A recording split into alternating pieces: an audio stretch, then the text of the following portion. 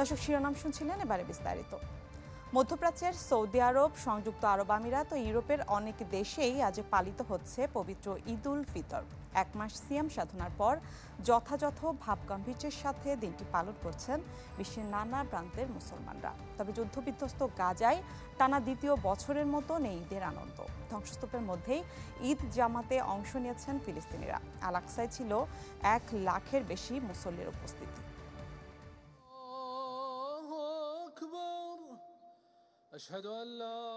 শান্তি সমৃদ্ধির বার্তা নিয়ে বিশ্বে এসেছে পবিত্র ঈদ উল ফিতর। ধনী গরিব নির্বিশেষে সবাই এক কাতারে দাঁড়িয়ে অংশ নিয়েছেন ঈদের জামাতে। সৌদি আরবে প্রথা অনুযায়ী সূর্যোদয়ের 15 মিনিট পরে স্থানীয় সময় 5:30 থেকে 6টার মধ্যে ঈদের নামাজ আদায় করেন ধর্মপ্রাণ মুসলমানরা। পবিত্র মসজিদুল হারাম ও মসজিদুল নববীতে হাজির হন অসংখ্য মানুষ। এছাড়া সংযুক্ত আরব আমিরাত, কাতার, বাহরাইন ও কুয়েত সহ মধ্যপ্রাচ্যের বেশ কয়েকটি দেশে ধর্মীয় ভাবগাম্ভীর্যে উদযাপিত হচ্ছে ঈদ। এসব দেশে বসবাসরত বাংলাদেশিরা খুশির আমেজে কাটাচ্ছেন দিনটি। আমি আমার অন্তর থেকে আমার সকল আপনজন, আত্মীয় স্বজন, দোস্ত আহবাব বরং সকল মুসলমানকে ঈদের শুভেচ্ছা। প্রবাসী এবং দেশে যে যেখানে ঈদ উদযাপন করছেন সবাইকে পবিত্র ঈদ উল ফিতরের শুভেচ্ছা জানাচ্ছি। উৎসব মুখর পরিবেশে আমরা এই জামাতের নামাজটাকে আদায় করে আমরা গর্বিত, আনন্দিত এবং সবাইকে জানাই, দেশ ও প্রবাস থেকে যারা আছেন সবাইকে জানাচ্ছি ঈদ উল ফিতরের শুভেচ্ছা ও ঈদ মুবারক। যুক্তরাষ্ট্র, কানাডা ও ইউরোপের দেশ যুক্তরাজ্য, ফ্রান্স, রাশিয়াতেও উৎসব মুখর পরিবেশে ঈদ উদযাপন করছেন মুসলিমরা। রাশিয়ার মস্কো সেন্ট্রাল মসজিদে 5 লাখের বেশি মুসল্লি অংশ নেন ঈদ জামাতে। বিশ্বের এক প্রান্তের মানুষ যখন পরিবার পরিজন নিয়ে কাটাচ্ছেন সুন্দর সময়, তখন ধ্বংসস্তূপের মাঝে দাঁড়িয়েই টানা দ্বিতীয় বছরের মতো ঈদ জামাতে একাট্টা হয়েছেন ফিলিস্তিনিরা। কয়েক দশক ধরে বয়ে বেড়ানো কষ্ট, যন্ত্রণা ও অধিকার বঞ্চিত হওয়ার গ্লানি ঘোচাতে সৃষ্টিকর্তার কাছে করেছেন প্রার্থনা। জেরুজালেমের আল আকসায় পবিত্র ঈদ উল ফিতরের জামাতে অংশ নেন 1 লাখের বেশি ফিলিস্তিনি। সোমবার Oman, Brunei, Iran, Indonesia, Malaysia, Bangladesh, Bharat, Pakistan সহ অনেক দেশে উদযাপিত হবে ঈদ উল ফিতর। রাখি জেসমিন, চ্যানেল 24।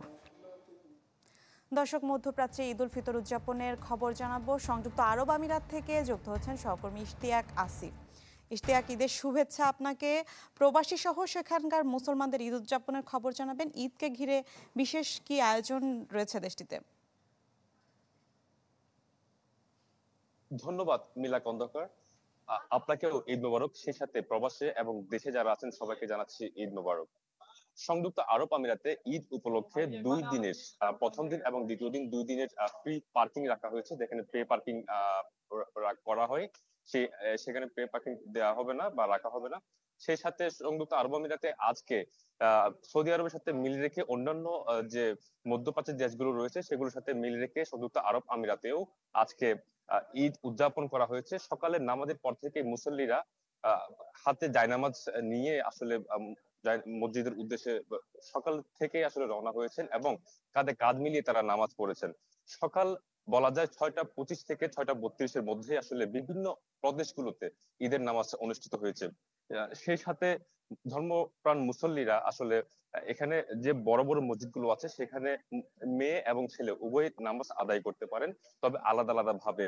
এবং যারা এখানে আসলে মসজিদের বাইরেও নামাজ পড়তে হয়েছে, যারা নামাজ পড়েছেন, কারণ ধর্মপ্রাণ মুসল্লিদের আসলে উপচে পড়া ভিড় ছিল সেই কারণে।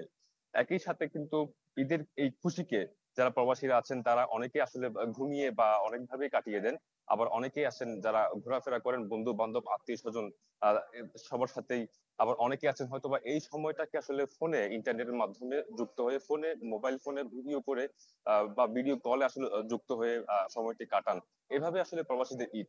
কিন্তু তারপরেও আসলে প্রবাসীরা তাদের পরিবারের সাথে ঈদ করার যে আনন্দটা সেটি ভুলতে পারেন না। প্রবাসীরা বলছেন পরিবারের সাথে দেশে ঈদ করা এবং মধ্যপ্রাচ্যে ঈদ করার মধ্যে অনেক পার্থক্য, এবং এভাবে আসলে প্রবাসীদের ঈদ কাটছে। জি মিলা কন্দকার। জি ইশতিয়াক, ধন্যবাদ আপনাকে। দর্শক, সংযুক্ত আরব আমিরাত থেকে যুক্ত হয়েছিলেন সহকর্মী ইশতিয়াক আসিফ। ইসলামী ব্যাংক পিএলসি ওয়ার্ল্ড নিউজ টুডেতে নিচ্ছে একটা বিরতি, ফিরছে একটু পরে, সাথেই থাকুন।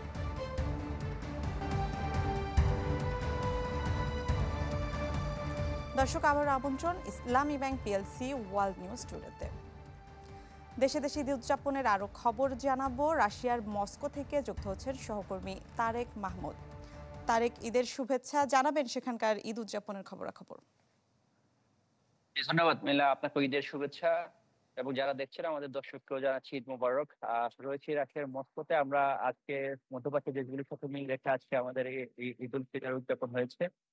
মস্কোর সময় সকাল 7টায় ঈদের নামাজটি হওয়ার কথা থাকলেও এই দেশটি অন্তত 5 লক্ষ লোকের সমাগমে ঈদের নামাজটি অনুষ্ঠিত হয়, যেটির জন্য একটু বিলম্বতে শুরু হয়েছিল। সাধারণত ফজরের নামাজের পরপরই মানুষের সমাগম করতে শুরু করে। মস্কোর প্রধান যে মসজিদ রয়েছে সেখানে পাশাপাশি আরো 2টি স্থানে ঈদের নামাজ আয়োজন করা হয়।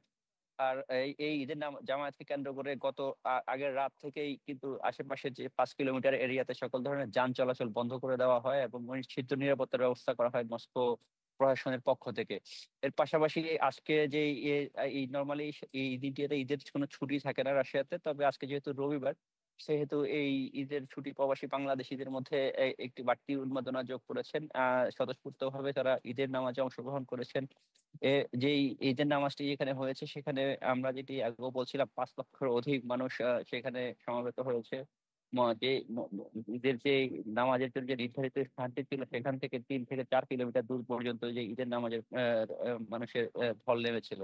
তো এর যেটি ছুটির দিন থাকাতে বাংলাদেশিরা একে অপরের সাথে শুভেচ্ছা বিনিময় করেন এবং তারা একে অপরের বাসায় দাওয়াত গ্রহণের মাধ্যমে স্বতঃস্ফূর্তভাবে আজকে ঈদ উদযাপন করেছেন। তবে সবচেয়ে গুরুত্বপূর্ণ যে বিষয়টি রয়েছে সেখানে যেটি দেখেছি, একটি অভাবনীয় নিরাপত্তার ব্যবস্থা করা হয়েছে। এত বিশাল একটি সমাগমকে সুষ্ঠুভাবে কোনো বিশৃঙ্খলা ছাড়া যেন সে নির্বিঘ্নে ঈদ উদযাপন করতে পারে সেই ব্যবস্থা করা হয়েছিল।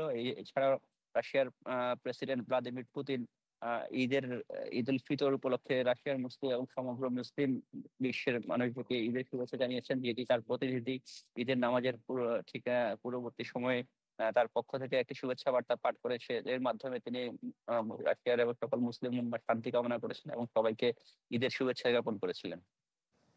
জি তারেক, অসংখ্য ধন্যবাদ আপনাকে আমাদের সাথে যুক্ত হওয়ার জন্য। দর্শক, মস্কো থেকে ঈদ উদযাপনের খবর জানাচ্ছিলেন সহকর্মী তারেক মাহমুদ। এদিকে ঈদের দিনেও গাজা উপত্যকায় হামলা বন্ধ করেনি ইসরায়েল। জায়নবাদী সেনাদের হামলায় প্রাণ গেছে 5 শিশু সহ 22 ফিলিস্তিনির।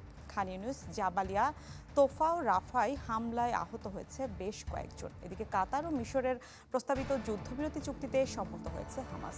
এক বিবৃতিতে একথা জানায় সংগঠনটির সিনিয়র নেতা খলিল আল হায়া। চুক্তি শর্ত অনুযায়ী 50 দিনের যুদ্ধবিরতির বিনিময়ে এক মার্কিন নাগরিক সহ ইসরায়েলের 5 জিম্মিকে ফিরিয়ে দেবে হামাস। মুক্তি দেওয়া হবে ফিলিস্তিনি বন্দীদেরও। ঈদের দিন থেকে যুদ্ধবিরতি কার্যকরের ব্যাপারে জোর দিয়েছে মধ্যস্থতাকারী দেশ দুটি। এদিকে কাতার ও মিশরের প্রস্তাবিত যুদ্ধবিরতির জবাবে পাল্টা প্রস্তাব জমা দিয়েছে ইসরায়েল।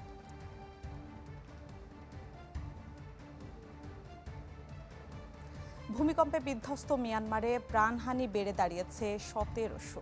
এখনও নিখোঁজ শতাধিক মানুষ। থাইল্যান্ডে নিখোঁজ আরও 83 জন। সময়ের সাথে পাল্লা দিয়ে দুই দেশে চলছে উদ্ধার কাজ। অন্যদিকে এমন বিপর্যয়ের মধ্যেও মিয়ানমারের নির্লজ্জ হামলা বন্ধ করেনি জান্তা সরকার। তবে ভূমিকম্পে ক্ষতিগ্রস্তদের ত্রাণ সহায়তা উদ্ধার সামগ্রী পাঠিয়েছে বাংলাদেশ সহ প্রতিবেশী দেশগুলো। ঘড়ির কাঁটা যত এগোচ্ছে ততই কমছে ধ্বংসস্তূপে আটকে পড়াদের বেঁচে থাকার সম্ভাবনা। তাই ভূমিকম্প বিধ্বস্ত মিয়ানমার ও থাইল্যান্ডে সময়ের সাথে পাল্লা দিয়ে চলছে উদ্ধার কাজ।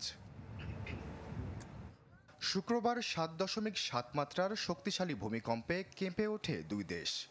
ধসে পড়ে বহু ভবন। দুই দেশেই প্রতিদিনই বড় হচ্ছে মৃতের তালিকা। 3 দিন পেরোলেও খোঁজ মেলেনি বহু মানুষের। স্মরণকালের অন্যতম এই বিপর্যয়ে মানবিক কারণে মিয়ানমারের পাশে দাঁড়িয়েছে বাংলাদেশ।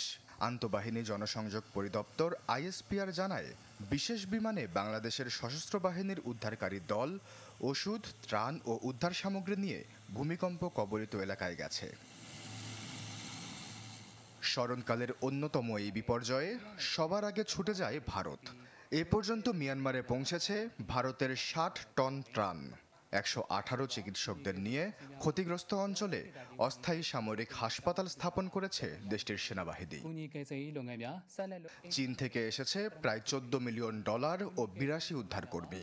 আরও $13 মিলিয়ন দিয়েছে ব্রিটেন। ইসরায়েল ও মালয়েশিয়া থেকেও এসেছে উদ্ধারকারী দল। পাশে আছে যুক্তরাষ্ট্র, রাশিয়া ও ইউরোপ। পুরো বিশ্ব যখন উদ্ধার কাজে ব্যস্ত, তখন নির্লজ্জতার নজির সৃষ্টি করল মিয়ানমারের জান্তা সরকার। এই দুর্যোগেও ক্ষতিগ্রস্ত অঞ্চলের চারপাশেই চলছে বিদ্রোহী দমন। স্থানীয় গণমাধ্যম বলছে, ভূমিকম্পের 3 ঘন্টা পর থেকেই শান রাজ্যে বৃষ্টির মতো লাগাতার বিমান হামলা শুরু করে সেনারা। এতে প্রাণ যায় 7 জনের। 3 দিন ধরে উৎপত্তিস্থলের চারপাশে একটু পরপর চলছে তাদের আগ্রাসন। এতে ব্যাহত হচ্ছে উদ্ধার কাজ, অনিরাপত্তায় ভুগছেন উদ্ধারকর্মীরা। তবে বিবেকের দেখা মিলল বিদ্রোহীদের কাছ থেকে। দেশের এই দুর্দিনে 2 সপ্তাহের জন্য যুদ্ধবিরতি ঘোষণা করেছে জান্তা বিরোধী পিপলস ডিফেন্স ফোর্স। আশ্বাস চৌধুরী, চ্যানেল 24। দর্শক, ওয়ার্ল্ড নিউজ টুডেতে নিচ্ছে আরও একটা বিরতি, সাথে থাকুন। স্বাগত আরও একবার, দেখছেন ওয়ার্ল্ড নিউজ টুডে। সিরিয়ার প্রেসিডেন্ট আহমেদ আল শারা অন্তর্বর্তী সরকার ঘোষণা করেছেন। নতুন মন্ত্রিসভায় নিয়োগ দেওয়া হয়েছে 23 জনকে। নতুন সরকারে পরিবহন মন্ত্রী করা হয়েছে আলাউদ সম্প্রদায়ের ইয়ারুব বাদরকে, আর কৃষি মন্ত্রণালয়ের প্রধান হিসেবে দায়িত্ব পেয়েছেন দ্রুজ সম্প্রদায়ের আমজাদ বাদর। আসাদ পরিবারের শাসনের অবসানের পর নতুন সরকার গঠনকে সিরিয়ার ইতিহাসে গুরুত্বপূর্ণ মাইল ফলক হিসেবে দেখছে পশ্চিমা বিশ্ব। পশ্চিমাদের সাথে সম্পর্ক উন্নয়নের পথেও এই পদক্ষেপ ফলপ্রসূ হবে বলছেন বিশেষজ্ঞরা। সুন্নি ইসলামপন্থী নেতৃত্বাধীন নতুন সরকারের ওপর শুরু থেকেই ছিল জাতিগত ও ধর্মীয় গোষ্ঠীর প্রতিনিধিত্ব নিশ্চিত করার সমন্বিত প্রশাসন গঠনের চাপ।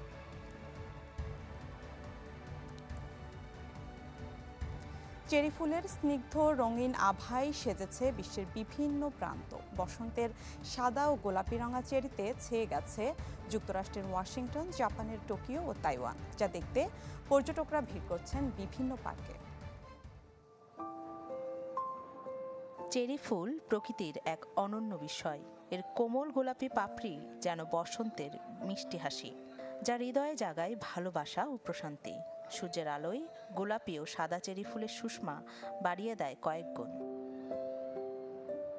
জাপানের টোকিও এখন চেরি ফুলের রাজ্য। ওয়েনা পার্কে ফুটতে শুরু করেছে চেরি। স্থানীয় বাসিন্দারা তো বটেই, দেশের বাইরে থেকেও পর্যটকরা আসছেন অপরিমেয় সৌন্দর্যের সাক্ষী হতে। অনেক জাপানি আবার পার্কে একত্রিত হয়েছেন ঐতিহ্যবাহী উৎসব হানাফি উদযাপনে। বন্ধু বান্ধব ও পরিবারের সঙ্গে বসে কেউ কেউ করছেন পিকনিক, সাথে রয়েছে স্থানীয় পানীয়। চেরি ফুল ফোটার এই সময়টি অনেকের কাছেই একসাথে সময় কাটানোর বিশেষ মুহূর্ত। মার্কিন মুলুকেও শোভা বাড়াচ্ছে চেরি ফুল। ওয়াশিংটন ডিসির টাইডাল বেসিনের বিখ্যাত ইয়োশিনো চেরি দেখতে ভিড় করছেন সৌন্দর্য পিপাসুরা। খানিকটা ভিন্ন আয়োজনে এবার তাইওয়ানে চেরি ফুলের শোভা দেখছেন পর্যটকরা।